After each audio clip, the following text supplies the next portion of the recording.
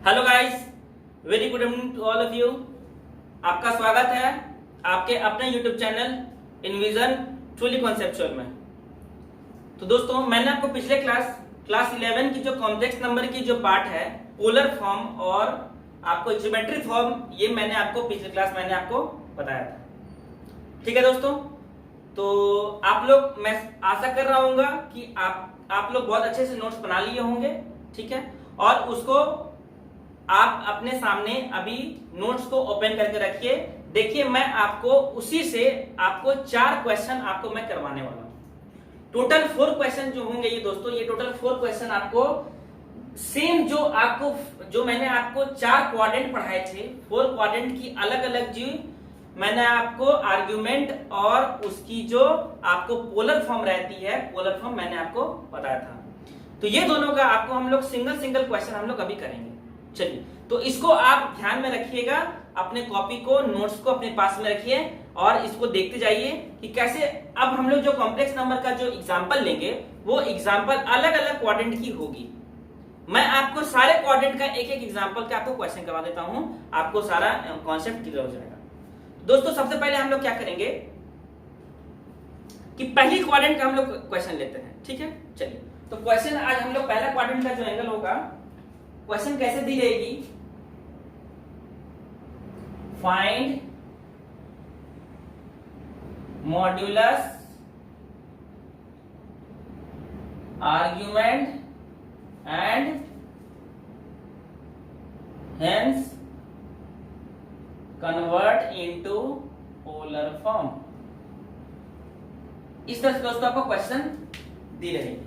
चलिए, आपका जो पहला क्वेश्चन है, आपको इस तरह से मैं यहां लिख देता हूं, 2 + 6√3i 2 + 6√3i by 5 + √3i 5 + √3i। चलिए दोस्तों, मैंने कल आपको बताया था कि आपको कैसे देखना है कि वो कौन सा क्वाड्रेंट में लाई करेगा, क्योंकि उसके हिसाब से उसकी आर्ग्यूमेंट अलग अलग होगी, है ना। और उसी आर्ग्यूमेंट को हम पोलर फॉर्म वाले फॉर्मूला में पुट करेंगे। तो पोलर फॉर्म का फॉर्मूला क्या था दोस्तों, आपको याद होगा, z = r cos theta + i sin theta, याद है आपको। और ये थीटा क्या थी आपको, आर्ग्यूमेंट ऑफ z। और थीटा कैसे निकलती थी दोस्तों, आपको मैंने शॉर्ट में बता दे रहा हूं कि थीटा = अल्फा हो जाता था, है ना। किसके लिए, फर्स्ट क्वाड्रेंट के लिए। सेकंड क्वाड्रेंट के लिए थीटा क्या होता था, pi minus alpha. Third quadrant के लिए थीटा क्या होता था, माइनस पाई प्लस अल्फा, या फिर पाई प्लस अल्फा। ठीक है, फोर्थ क्वाड्रेंट में क्या थी आपको, थीटा = माइनस अल्फा या फिर 2 पाई माइनस अल्फा। ये फर्स्ट, सेकंड, थर्ड, फोर्थ की थी। ठीक है, मैं इसे आपको रिवीजन करा दे रहा हूं। और इस अल्फा का वैल्यू हम लोग क्या था, अल्फा = क्या लिखते थे हम लोग, tan इनवर्स, या फिर आप ऐसे लिख लो, tan alpha = modulus of imaginary part divided by real part की जो आपको मॉड्यूलस होगी इसकी। ये सारा बात दोस्तों हम लोगों ने सीखा था क्वाड्रेंट वाइज। चलिए, अब इस क्वेश्चन को लगाते हैं। तो सबसे पहले हम लोग का क्या प्रायोरिटी होगा कि थीटा को आर्ग्यूमेंट फाइंड करना। तो दोस्तों, आर्ग्यूमेंट तो हम तभी फाइंड करेंगे जब उसका हम लोग क्वाड्रेंट फाइंड कर पाएंगे।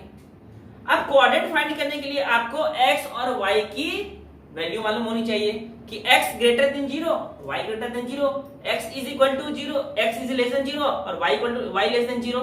इस तरह से उसकी नेचर पता होनी चाहिए। तो नेचर पता होने के लिए आपको क्या मैंने बताया था कि आप z की वैल्यू को a + ib में देखिएगा। क्या ये a + ib में है, नहीं है, तो मैंने आपको पिछले क्लास में क्या बताया था कि इसको आप a + ib में पहले कन्वर्ट कीजिए।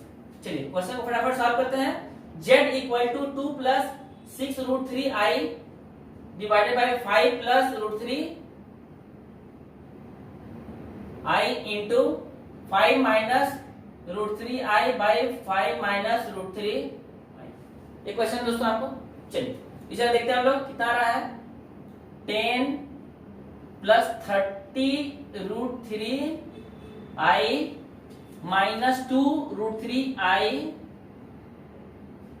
ठीक है दोस्तों, कितना हो गया इस जगह पे, माइनस 18i², माइनस हो गया 6 √3 into √3 how much 3 और 6 3 is 18i² 18i² divided by कितनी बच गई आपके 25 माइनस √3i का होल स्क्वायर, मतलब 25 5 की स्क्वायर माइनस √3i की होल स्क्वायर। ठीक है बच्चों, चलिए इसको सॉल्व कर लेते हैं। माइनस 18i², i² की वैल्यू -1 होती है और ये माइनस और ये माइनस क्या बन गया +4, तो 18 प्लस 10 28 30 √3 माइनस 2 √3 हाउ मच 28 √3, तो प्लस 28 √3i। ठीक है बच्चों, चलिए नेक्स्ट नीचे कितना दिया हुआ है 25 माइनस 3, नीचे हो गया 25 माइनस कितनी हो गई √3i का होल स्क्वायर, तो √3i का होल स्क्वायर मतलब क्या है कि √3 का स्क्वायर मतलब 3, i² की वैल्यू -1, तो कितनी हो जाएगी -1 और +1 तो +3। अब आप इसको सॉल्व कर लीजिए, सेपरेट कर दीजिए a प्लस ib में 28/28 प्लस 28 √3i/28, आप इस जगह लिख लो 1 प्लस √3i। ठीक है, अब देख लीजिए इस जगह आपके पास x की वैल्यू क्या है, आपके पास x की वैल्यू 1 है, y की वैल्यू क्या है √3 है, +1 और प्लस √3, तो हम यहाँ पे कॉम्प्लेक्स पॉइंट क्या बोल सकते हैं, कॉम्प्लेक्स पॉइंट क्या हो जाएगा 1, √3, ये कहां लाई करेगा फर्स्ट क्वाड्रेंट में, क्योंकि दोनों क्या है पॉजिटिव है, तो क्या बोल सकते हैं लाइज इन फर्स्ट क्वाड्रेंट। तो अगर फर्स्ट क्वाड्रेंट में अगर लाई कर रहा है तो उसकी अब हम लोग क्या देखेंगे, पहले निकालते हैं अल्फा, अल्फा निकालने के बाद हम थीटा निकालते हैं, है ना, पहले अल्फा निकालेंगे। आर्ग्यूमेंट क्या है आपका थीटा ही आपका आर्ग्यूमेंट है, आप अल्फा निकाल के इस जगह मत पुट कर दीजिएगा, आपको थीटा निकालना है। ठीक है, पहले आप अल्फा निकालिए, तो अल्फा कितना हो जाएगा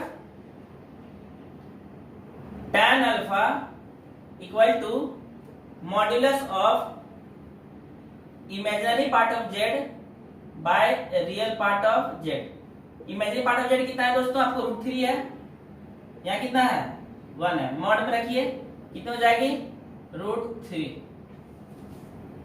तो √3 दोस्तों आपको tan में कहां आती है tan 60 डिग्री, मतलब tan 60 को क्या बोल सकते हैं हम लोग π/6, सॉरी π/3, मैंने आपको बताया था कि पाई की वैल्यू कितनी होती है 180, अगर 60 में जाना है तो क्या करेंगे π/3 से डिवाइड करेंगे। ठीक है, चलिए तो आ गया आपका tan alpha is equal to tan π/3, इस जगह से क्या आ गया अल्फा इक्वल टू π/3।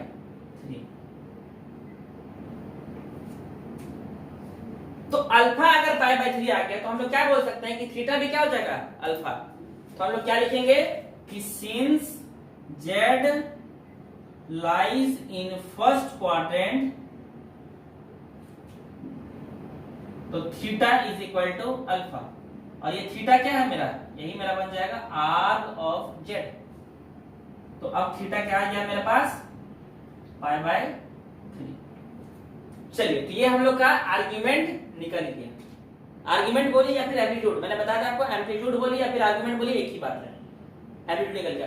क्या निकालना है मॉड्यूलस, तो ये दोनों जब हम निकालेंगे तभी हम परफॉर्म कर पाएंगे, क्योंकि r क्या है आपका, r क्या था आपका मॉड z,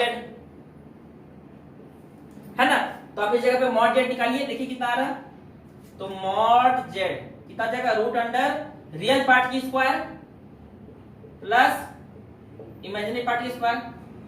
ठीक है, चलिए इस जगह कितना जाएगा, इसकी स्क्वायर 3 + 1 4 कितना हो जाएगा +-2, तो +2 ले या फिर -2 ले। दोस्तों ये मॉड z का फिजिकल सिग्निफिकेंस क्या था, मैंने आपको पिछले क्लास बताया था कि मॉड z क्या होती है, आपको mod z it is the length of the point from the length of the distance from the point two the origin, ये था आपको मतलब ओरिजिन से लेकर उस पॉइंट तक का डिस्टेंस, कॉम्प्लेक्स पॉइंट का डिस्टेंस, तो ये क्या आपका लेंथ, लेंथ कभी भी नेगेटिव नहीं होती है, इसलिए z mod z equal to +2 रखिए हमने। चलिए ये हो गया। अब ये हो गया, आप कर दीजिए नाउ पोलर फॉर्म।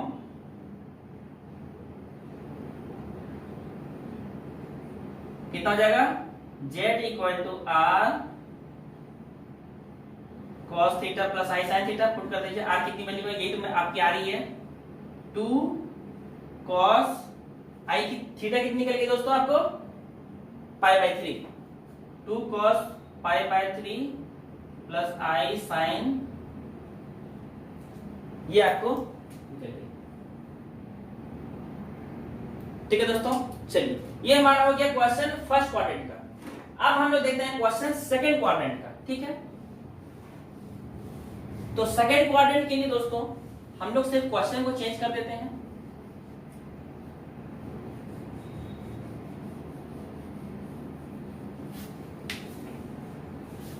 ये सब की जरूरत नहीं है, साइड में वो सब रखते हैं ताकि आप लोग को दिख पाए। नेक्स्ट क्वेश्चन दोस्तों आपको होगा 1 + 2i / 1 - 2i, 1 + 2i / 1 - 3i, ये है। फिर से देख लीजिए दोस्तों, क्या ये पहले हम लोग को पहले क्या चाहिए स्टैंडर्ड फॉर्म में, क्यों क्वाड्रेंट डिसाइड करने के लिए, तो स्टैंडर्ड फॉर्म में नहीं है, इसको कर लीजिए। चलिए फटाफट सॉल्व करते हैं, क्योंकि ये सब आप लोगों को भी बहुत अच्छे से क्लियर होगा। इंटू 1 + 3i / 1 प्लस कितनी हो जाएगी, मल्टीप्लाई कर दीजिए, 1 + 2i + 3i + 6i², नीचे कितना हो जाएगी 1 का स्क्वायर प्लस 3 का स्क्वायर। ठीक है, फिर से i² की वैल्यू क्या हो जाएगी -1 और ये +1। चलिए ये कितना हो जाएगा 1 -6 हो जाएगा इस जगह पे, क्योंकि 6i² है, तो 1 - 6 - 5 + 5i, 3 + 2 5i, नीचे कितना हो जाएगा 9 + 1 हाउ मच 10। सो काट दीजिएगा, तो -1/2 + 1/2i, ये होना चाहिए आपकी। ठीक है दोस्तों, अब आते हैं हम लोग की, ये तो z को हम लोग सिंप्लीफाई कर लिए।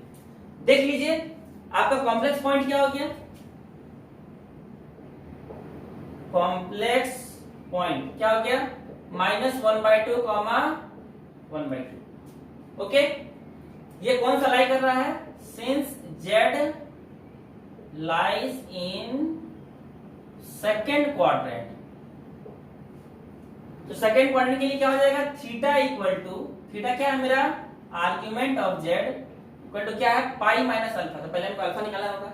चलिए अल्फा निकाल लीजिए, अल्फा इक्वल टू कितना हो जाएगा tan alpha equal to imaginary part of z real part of z, कितनी हो जाएगी दोस्तों आपको, कितनी है 1/2 डिवाइडेड बाय -1/2, इसकी मॉड दोनों कट जाएगी, और मॉड्यूलस है तो +1 आएगा। और +1 tan में कहां आता है π/4 में, मतलब 45 डिग्री में। पाई की वैल्यू 180 और उसको 4 डिवाइड कर देंगे कितना आ जाएगा 45, 45 में कितनी वैल्यू होती है 1, तो आप इसको लिख दीजिए tan 45 या फिर tan π/4 में लिखिए। ठीक है, चलिए तो यहां से आ जाएगा आपको tan alpha equal to tan π/4। ठीक है बच्चों,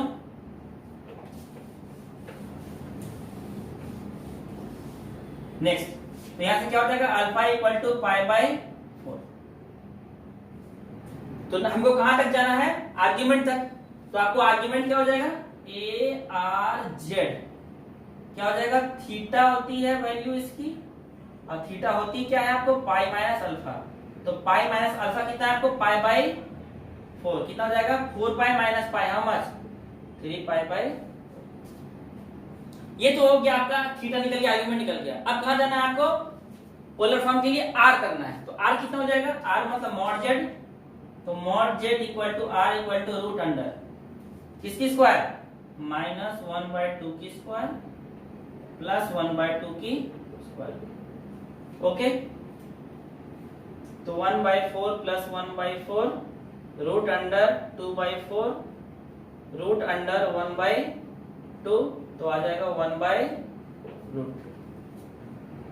ये आपका आ गया आर्ग्यूमेंट। ओके दोस्तों, चलिए अब हम लोग निकाल लेते हैं लास्ट फॉर्म का पोलर फॉर्म। तो पोलर फॉर्म क्या हो जाएगा, z equal to r cos theta plus i sine theta. तो r कितनी हो जाएगी आपकी, कितनी आ गई 1/√2 cos theta, how much, theta कितना था 3π/4, तो cos 3π/4 प्लस आई साइन 3π/, ये आपको आ गया पोलर फॉर्म, ये आपको मॉड्यूलस, ये आपको आर्ग्यूमेंट और ये पोलर फॉर्म। चलिए हम लोग 2 क्वेश्चन ले लिए, सेकंड ये हमारा इस क्वाड्रेंट का कंप्लीट हो गया, ये सीख लिए, अब इन दोनों की बात है। नेक्स्ट हम लोग क्वेश्चन लेते हैं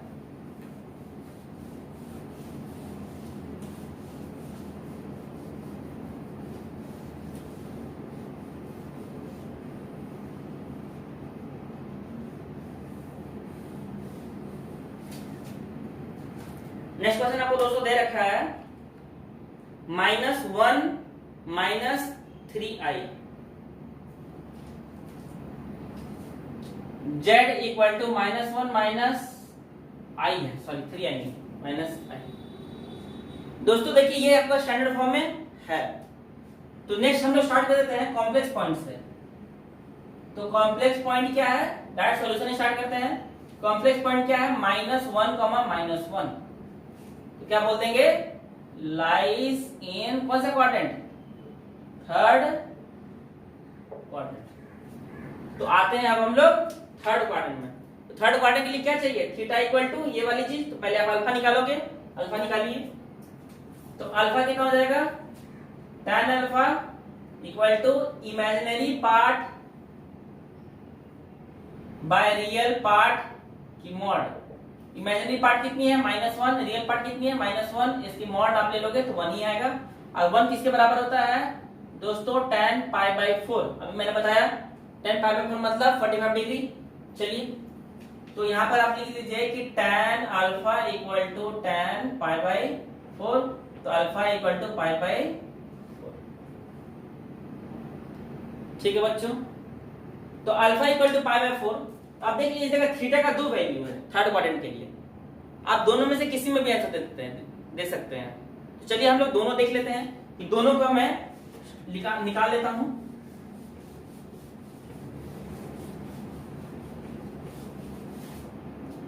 दोनों में क्या होगा दोस्तों आपको, तो आर्ग्यूमेंट ऑफ जेड क्या होगा, theta equal to -π plus alpha और थीटा इक्वल टू π प्लस। तो आप दोनों सॉल्व कर लीजिए, -π प्लस अल्फा कितना है π/4 और π प्लस π/4, ये हो जाएगा 5π/4, ये हो जाएगा -3π/4। आप इसको यूज कर लीजिए, इसको यूज कर लीजिए, एक ही बात है। चलिए अब हम निकालते हैं मॉड निकाल लेते हैं, और इसके बाद दोनों से बारी बारी से इसकी भी निकाल लेंगे और इसकी भी निकाल लेंगे हम लोग पोलर फॉर्म। तो पोलर फॉर्म के लिए पहले मॉड जेड चाहिए, तो मॉड जेड कितनी हो जाएगी, रूट अंडर रियल पार्ट की स्क्वायर प्लस कॉम्प्लेक्स पार्ट की स्क्वायर, कितनी हो जाएगी दोस्तों, √2। ठीक है, पुट कर दीजिए।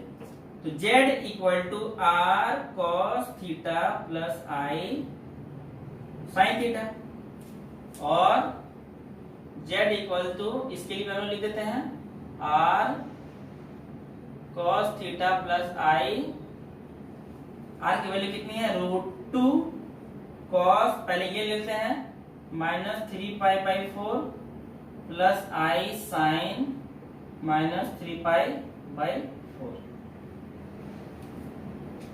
ओके, और z equal to √2 cos 5π/4 plus i sign,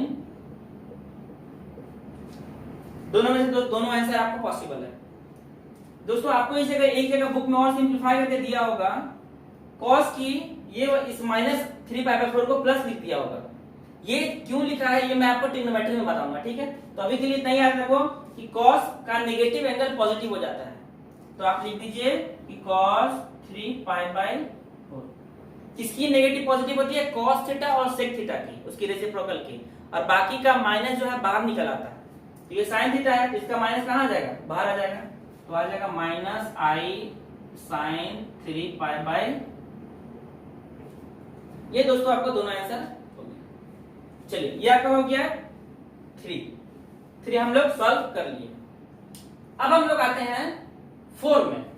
तो 4 के लिए क्या है दोस्तों आपके पास, इसी को चेंज कर दीजिए दोस्तों। देखिए -1 इसको +1 कर लीजिए, बस हो गया। तो +1 कर लीजिएगा तो आपका कॉम्प्लेक्स पॉइंट क्या हो जाएगा, +1 और -i। कोई दिक्कत है? तो +1 और -y अगर आ गया मतलब x की वैल्यू +1 और y की वैल्यू नेगेटिव, फर्स्ट क्वाड्रेंट। तो पहले हम लोग ये निकालेंगे, लिख देंगे यहां पर it lies in fourth quadrant. ठीक है दोस्तों। तो tan अल्फा कितना हो जाएगा, और मॉड है -1 बाय +1, मॉड है तो 1 ही रहेगा, π/4 ही रहेगा, इसको π/4 ही रहने दो। ठीक है बच्चों। चलिए तो जब हम फोर्थ क्वाड्रेंट में लाई कर रहा है तो आर्गुमेंट थीटा कितना होगा, 2 वैल्यू, क्या क्या, इसको आप रब कर दीजिए, ये वाली चीज को भी रब कर दीजिए, और हम लोग इसकी सॉल्यूशन निकाल लेंगे। देखिए कितना हो जाएगा, -अल्फा। तो -अल्फा मतलब अल्फा कितनी दे रखी है, -π/4 है, तो -π/4। थीटा कितना हो जाएगा आपको दोस्तों, 2π -अल्फा।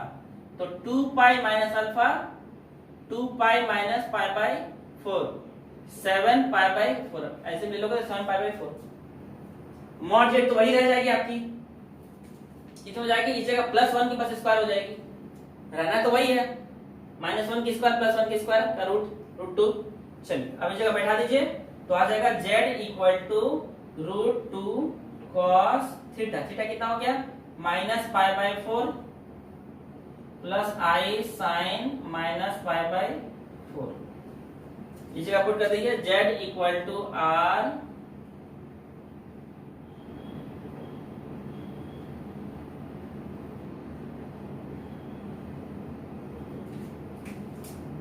r की वैल्यू। ओके दोस्तों। चलिए तो यहां देखिए cos में क्या है, नेगेटिव फिर से। तो मैंने आपको पता पिछले क्वेश्चन बताया कि cos और sec थीटा की नेगेटिव क्या होती है, पॉजिटिव बन जाती है, और बाकी की माइनस आ जाती है बाहर। तो ये हो गया √2, आ गया cos π/4 माइनस i sin। तो दोस्तों अब हम लोग इसका भी सीख रहे हैं। चारों का मैंने एग्जांपल आपको अलग अलग दे दिया। ये तो था दोस्तों आपको बेसिक। एक क्वेश्चन दोस्तों आपको एडवांस में आती है कि आपको जो क्वेश्चन दे रहेगी वो थीटा tan के टर्म में दी रहेगी, जो कि आपको उसमें ट्रिग्नोमेट्रिक आपको उसमें अप्लाई करना पड़ेगा। तो मैं आपको नेक्स्ट क्लास में इस पोलर फॉर्म का कुछ 1-2 और बेसिक क्वेश्चन, अच्छा क्वेश्चन करवाऊंगा जो आपको एग्जाम में 4 मार्क्स और 6 मार्क्स में आते हैं। उसमें क्वेश्चन में दोस्तों आपको बाकी स्टूडेंट को जरूर प्रॉब्लम होती है। ओके, तो वो क्वेश्चन मैं आपको बताऊंगा इस जगह पे। ठीक है, क्या फॉर्मूला लगती है tan की, क्या नहीं लगेगी, कैसे करेंगे कैसे नहीं करेंगे, ये सब मैं आपको स्टार्टिंग टू एंड बताऊंगा। चलिए तो आज मैं आपको 4 क्वेश्चन करवा दिया हूं। जिन्होंने पहले वाली वीडियो नहीं देख रखी है वो पहले वाली वीडियो को जरूर देखिए। ओके, आपका कॉम्प्लेक्स नंबर पूरा A to Z अच्छे से मैंने पढ़ा दिया है, और बहुत सारा आपका क्वेश्चन भी मैंने करवा दिया है ना। Properties, modulus, argument, polar form, सब कुछ मैंने अपने से अच्छे से करवा दिया है। तो दोस्तों सीबीएसई की जो आपको सिलेबस है, सीबीएसई में जितने आपको पढ़ना है वो आपको इस कॉम्प्लेक्स नंबर का मॉड्यूलस और पोलर फॉर्म तक ही पढ़ना है। तो नेक्स्ट क्लास आप फॉलो कीजिए। उसके जो नेक्स्ट क्लास होगी उसमें मैं आपको क्यूब रूट ऑफ यूनिटी पढ़ाऊंगा, जो कि आईसीएसई का है। तो उसमें आपको सीबीएसई वाले को फॉलो नहीं करनी है। तो फिर हम नेक्स्ट क्लास मिलते हैं इस पोलर और मॉड्यूलस का कुछ और अच्छे क्वेश्चन लेके। तब तक के लिए थैंक यू, गुड बाय।